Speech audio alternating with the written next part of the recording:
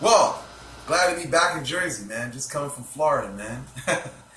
Well, I want to make this video because I feel like, there's a lot of people that kind of, let's just say, they have this, how can I say, this perception of the concept of hell as not being a reality, it not existing.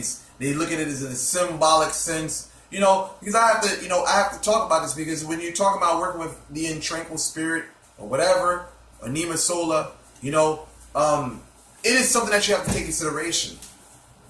The symbolism, I know a lot of people are going to be like, African tradition, this and that, why are you talking about this white picture whatsoever? Well, listen, today is not about talking about black talk whatsoever. It's talking about practicality with workings. You know what I'm saying? Because if you're coming to Haitian culture, you have to know the syncretism and you have to know the African tradition. You can't just, just focus on one, because you have to take consideration how the culture developed when you're talking about Haitian voodoo. You know what I'm saying? You have to know all the ins and outs, because you have to understand, even when you're talking about Loa, some people may use a photo of St. Lazarus for Legba.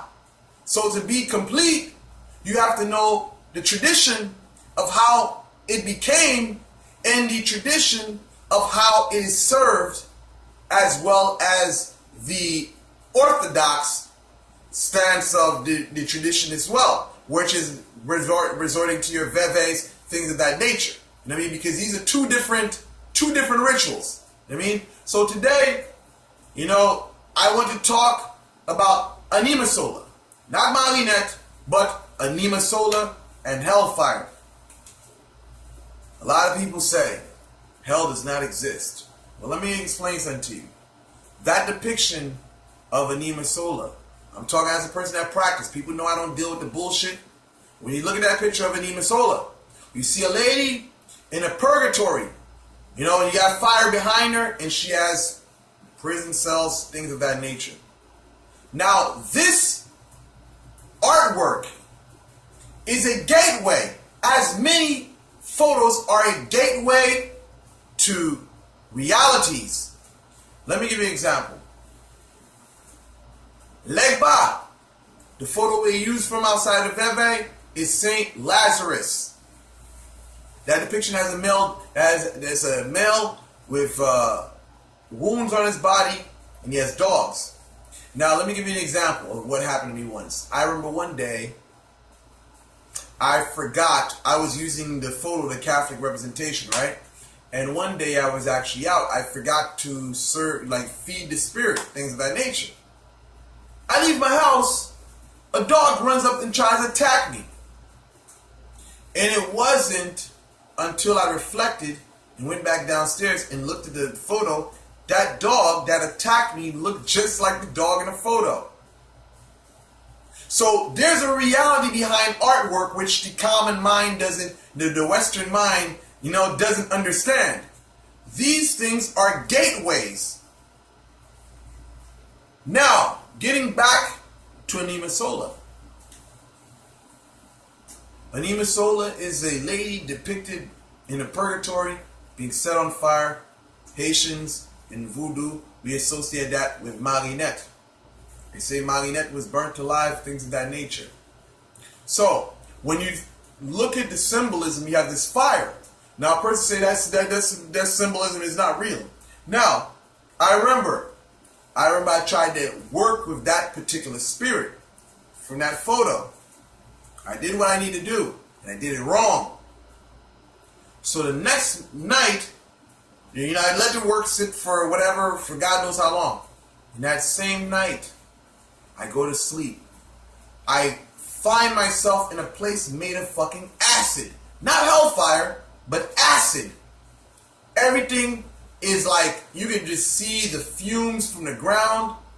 I go to my car, the hood of my car, it has acid on top of it. You can see the acid eroding and trying to fall into the engine.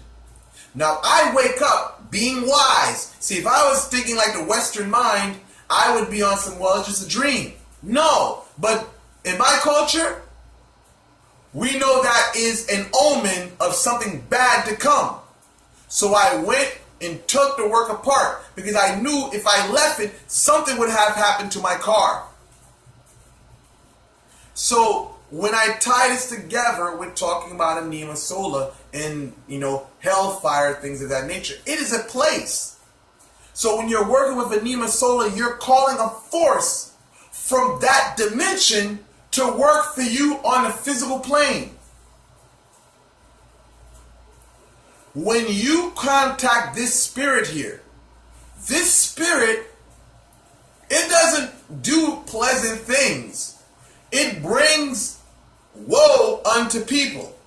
So when you really work with that spirit, you'll find that from point A to point B, that spirit is traveling, causing calamity everywhere it goes. So that's why you hear things of, this lady who got hit by a car and her child died. You hear stories of a lady setting her husband on fire, such and such. So this is a manifestation of the force. You know what I'm saying?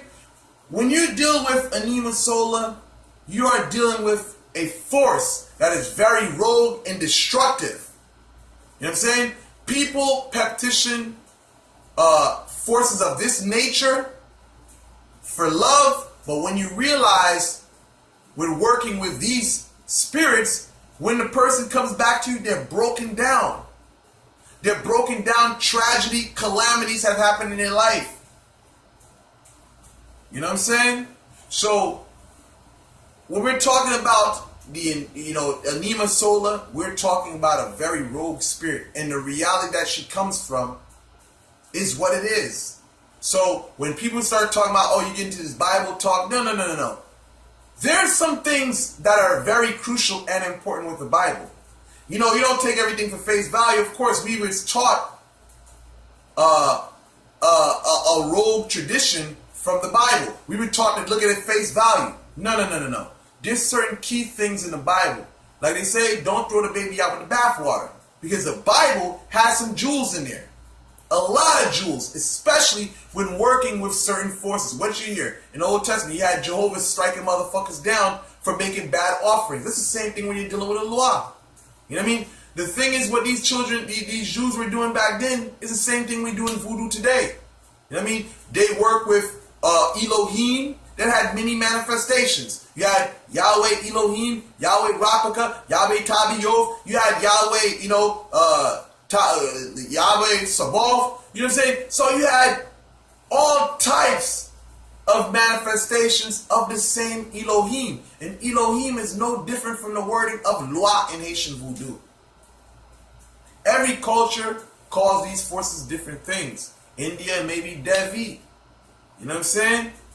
In Congo, it was Nkisi. You know what I'm saying? So we got to get off of this because we suffered from some of this colonial, racism and shit like that, and we've applied that same resentment towards certain concepts that we learned in the church. And not all concepts in the church are basically fucked up and not so. You know what I'm saying? There's some real shit within, within the Bible, as well as some teachings we've learned in the church. So that said, I conclude this video. Thank you guys for watching.